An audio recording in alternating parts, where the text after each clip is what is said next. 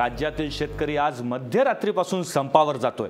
देशातील ही पहिलीच वेळ असेल की जिथं बळीराजा संपावर जाणार आहे।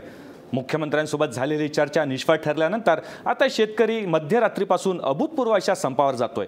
शेतकरी संपाची हाक देत राज्यभरातील शेतकरी नेते किसान क्रांतीच्या नावाने एकत्र आले आणि कर्जमाफीच्या मागणीसाठी आता संपावर जातात।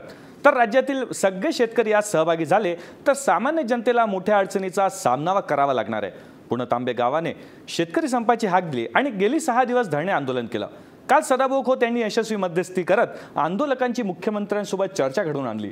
मात्र चर्चेत कोणताही निर्णय न झाल्यानं आता शेतकरी उद्यापासून संपावर जातोय। सरकार आमचं आहे मात्र आमच्यासाठी काहीच करत नाही, त्यामुळे आम्ही जगायचं कसं असा प्रश्न आता शेतकरी विचारतायत। शेतकऱ्यांची कर्जमाफी करा, पिकांना हमी भाव द्या अशा अनेक मागण्यांना घेऊन मुख्यमंत्र्यांची बैठक निष्फळ ठरल्यानंतर राज्यातील 48 शेतकरी संघटना या संपात सहभागी होणार आहेत। या शेतकरी संपाला मराठा क्रांती मोर्चाने देखील आता पाठिंबा दर्शवलाय। तर आज मध्यरात्रीपासून शहरांना दूध आणि भाजीपाला पुरवठा देखील बंद करण्यात येणार आहे।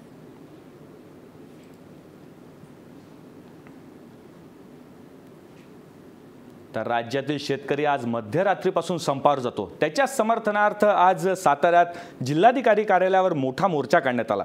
उदयनराजे भोसले यांच्या मार्गदर्शनाखाली आणि कृषी तज्ञ बुधाजीराव मुळीक यांच्या नेतृत्वाखाली 5000 शेतकऱ्यांनी जनावरांसह या मोर्चात सहभाग घेतला। शेतकऱ्यांची कर्जमाफी करा, शेतीमालाला हमी भाव द्या, तसंच स्वामीनाथन आयोगाची अंमलबजावणी करा अशा मागण्यांसाठी पोवई नाका येथून हा भव्य मोर्चा काढण्यात आला।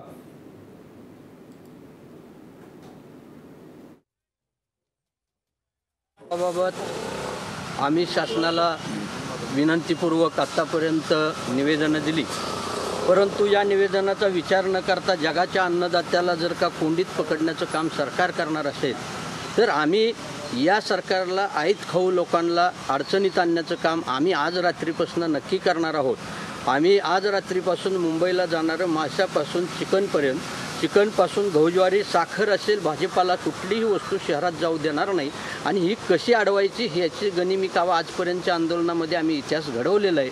त्यामुळे सरकारनं आमच्या नादी लागू नये आणि लोकप्रतिनिधीनं तातडीनं आपापल्या मतदारसंघातल्या शेतकऱ्यांच्या वतीनं मुख्यमंत्र्याकडे साकडं घालून बसावं। त्यांनी आता इथं आपल्या मतदारसंघात येऊ नये। यापुढं जर का हे आंदोलन टोकाला गेलं तर लोकप्रतिनिधींना सुद्धा बडवायला आम्ही मागं पुढं बघणार नाही, हा आमचा इशारा राहील। शेतकरी म्हणून भूमिका की आत्तापर्यंत खूप झालं। आम्ही माल पाठवायचा, त्यांनी दर ठरवायचा, त्यांनी आम्हाला आश्वासन द्यायची कर्जमुक्ती करतो की आज जी सरकार जे आहे याच्या अगोदर त्यांनी आम्हाला कर्जमुक्तीची निवडणुकीत आश्वासन दिली, भरभरून लोकांनी शेतकऱ्यांनी त्यांना सहकार्य केलं, सत्तेत बसवलं। राज्यापासून ते दिल्लीपर्यंत शेतीला दराला हमी भाव देतो म्हणले, 1.5 स्वामीनाथन आयोग अंमलात आणू म्हणले।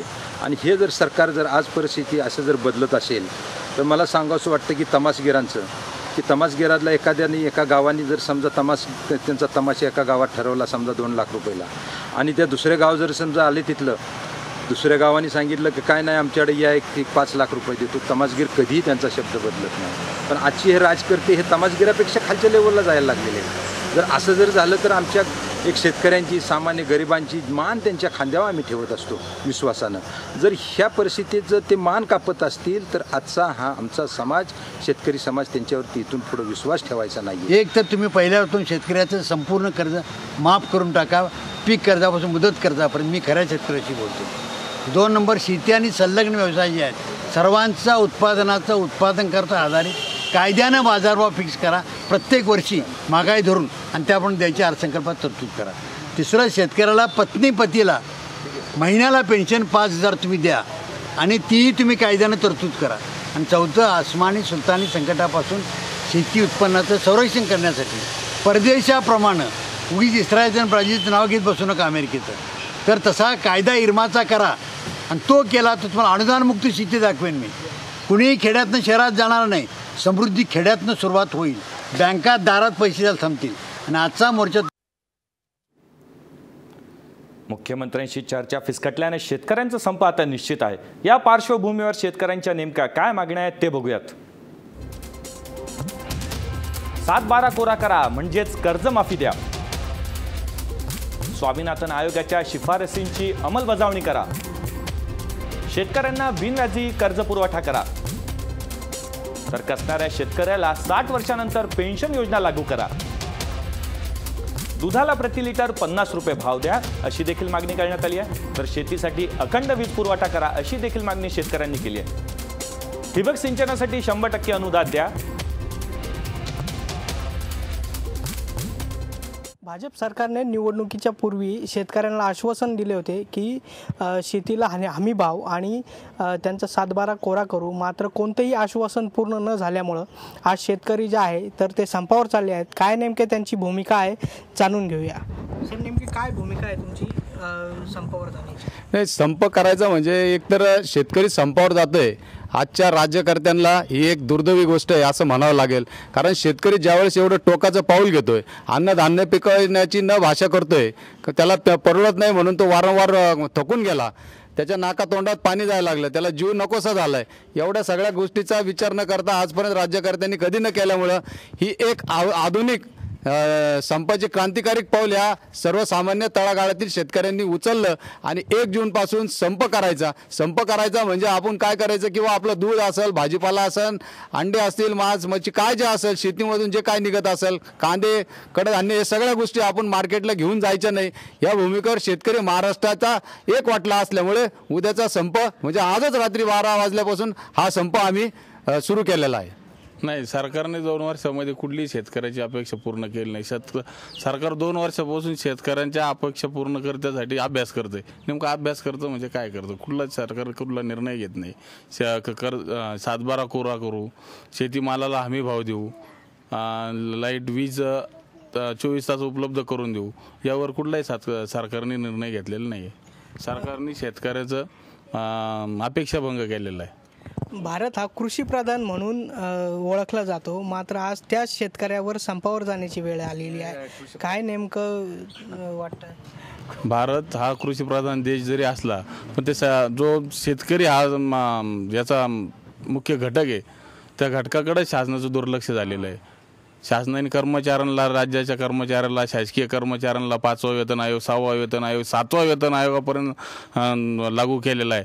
परंतु शेतकऱ्यांबाबतीमध्ये जो 50 वर्षापूर्वी दर होता त्यात काही अंशीच वाढ झालेली आहे. आणि कर्मचाऱ्याच्या वेतनामध्ये, औद्योगिक मालाच्या उत्पादनामध्ये भरमसाठ प्रमाणात वाढ झालेली आहे. शेतकऱ्यांचं म्हणणं आहे की सरकारी कर्मचाऱ्यांना 7व 6वं वेतन आयोग मिळतं, मात्र आम्हाला साधा हमी भाव देखील मिळत नाही. यानंतर उद्यापासून जो संप सुरू होणार आहे त्यानंतर काय काय समस्या लोकांना सामोरे जावं लागणार आहे हे पाहणं औत्सुक्याचं ठरणार आहे. रोहित वाळके, अहमदनगर. याबाबत शेतकरी संपाचे समन्वयक जयाजी सूर्यवंशी यांच्यासोबत बातचीत केली आमचा रिपोर्टर अमय पाठक यानं. हा जो संप आहे हा एका दिवसापुरताच मर्यादित असणार आहे की संपाचा कालावधी वाढवू शकतो? नाही, हा काय एका दिवसापुरता संप मर्यादित नाही आहे आणि याचा कालावधी ठरलेला नाही आहे. हा कालावधी किती वाढू शकतो? 8, 6, 5 दिवस वाढू शकतो, 8 दिवस वाढू शकतो, 10 दिवस वाढू शकतो किंवा बेमुदत वाढू शकतो. तो आज काय आम्ही ठरलेलं नाही, पण उद्यापासून आम्ही आज रात्री 12 पासून संपावर जातो एवढं निश्चितपणे आज या ठिकाणी मी सांगू इच्छितो. पुणतांब्यामध्ये बैठक झाली, त्यानंतर आज मितीला किती संघटनांचा या संपाला पाठिंबा आहे शेतकरी? तर 42 संघटनांचा आजपर्यंत आम्हाला पाठिंबा मिळालेला आहे. आणि सगळ्यात महत्त्वाचं म्हणजे या ठिकाणी आदरणीय बाबा आढाव, अण्णा हजारे यासारखी पितृतुल्य माणसं याच्यामध्ये उतरले आहेत. बाबा आढावांची हमाल पंचायत या ठिकाणी उतरलेली आहे. नाशिक जिल्ह्यामध्ये छोटे ट्रक ट्रान्सपोर्ट युनियन ते उतरलेले आहे. अशा अनेक संघटना आहेत. आज उदयनराजे भोसले साताऱ्यामध्ये शेतकऱ्यांच्या हमी भाव मिळाला पाहिजे, कर्जमुक्ती झाली पाहिजे म्हणून साताऱ्यामध्ये उदयनराजे भोसलेंचा नेतृत्वाखाली मोठा मोर्चा त्या ठिकाणी निघतोय. त्याचप्रमाणे उद्या बीड जिल्ह्यामध्ये मोठा मोर्चा निघतोय. या संपाला राजकीय पाठिंबा आतापर्यंत कुठला मिळालेला आहे का आणि तो मिळाल्यास तो स्वीकारला जातो? नाही, खरं तर या ठिकाणी राजकारण नाही. प्रत्येक राजकीय पक्ष, शेतकऱ्यांचे मुलं आहेत राजकीय पक्षामध्ये, कुणीही आपला झेंडा ठेवून या ठिकाणी येऊ शकतो. म्हणून शिवसेनेने सुद्धा याला पाठिंबा जाहीर केला आहे, मनसेने पाठिंबा जाहीर केला आहे.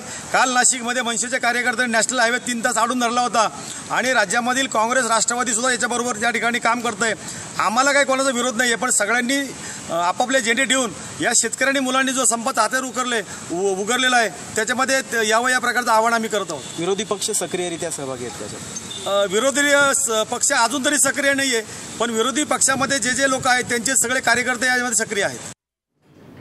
दरम्यान शेतकरी संपाला शहरातील लोकांनी देखील पाठिंबा द्यावा असं मत शेतकरी नेते विजय जावंदे यांनी व्यक्त केलंय.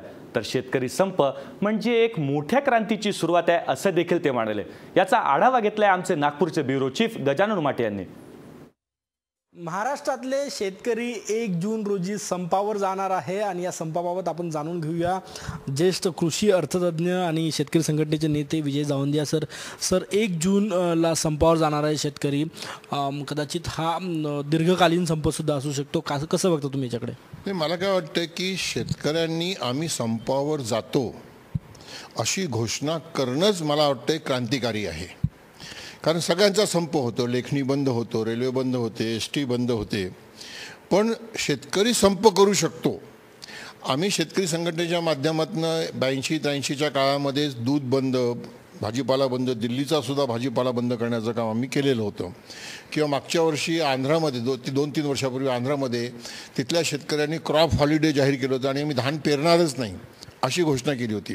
पण महाराष्ट्राच्या शेतकऱ्यांनी आम्ही आता दूध आणि भाजीपाला हा पुरवठा होऊच देणार नाही मुंबई, पुण्याला, नाशिकला, ही जी घोषणा केली आहे, मला असं वाटतं की त्या घोषणेला फार मोठा अर्थ आहे. आणि यातनं जो अर्थ आहे तो हा आहे की शेतकरी हा अत्यंत कठीण परिस्थितीमध्ये आहे म्हणून तो हा निर्णय जाहीर करतो आहे. राज्यकर्त्यांनी आणि विरोधी पक्षांनी याची गंभीरपणे दखल घेतली पाहिजे. मी उपभोक्त्यांना सुद्धा म्हणतो आहे की त्यांनी याच्या पाठीशी उभं राहिलं पाहिजे. कारण जर त्यांना चांगलं खायला प्यायला पाहिजे असेल तर शेतकऱ्यांना सुद्धा चांगलं जीवन देण्याची जबाबदारी आमची आहे, ही उपभोक्त्यांनी सुद्धा आता स्वीकारली पाहिजे. म्हणजे शहरातल्या नागपूर, पुणे, मुंबई या लोकांनी, शहरातल्या लोकांनी सुद्धा या संपात सहभागी व्हायला पाहिजे असं वाटतं मला. बिलकुल, मला तसं वाटतं की त्यांनी व्हायला पाहिजे. त्यांनी सांगायला पाहिजे की तुम्ही नाही दिली भाजी तर हरकत नाही, आम्ही तुम्हाला पैसे पाठवू. की आता यूट्यूबवर सगळं उपलब्ध आहे, मोदींची भाषणं उपलब्ध है. मर जवान मर किसान ये मनमोहन सिंह सरकार की नीति है. हम सत्ता में आएंगे, जय जवान जय किसान करेंगे और आपको खर्चे पे 50% दाम देंगे. बताइए फिर कोई आत्महत्या करेगा क्या? हात वरती करून घ्यायचे लोकांचे. हे नसतील तर मी सार्वजनिक जीवनातून निवृत्त होतो. भंडारी साहेबांनी आणि राधामोहन सिंगांनी सुद्धा जर माझं खरं असेल तर सार्वजनिक जीवनातून निवृत्त होण्याचं चॅलेंज घ्यावं. शेतकऱ्यांना आपल्या हक्कासाठी लढावं लागणार आहे आणि त्याचाच एक भाग म्हणजे 1 तारखेचा जो संप आहे शेतकऱ्यांचा तो. नागपूरहून व्हिडिओ जर्नलिस्ट सौरभ होलेसह गजानन उमाटे, महाराष्ट्र.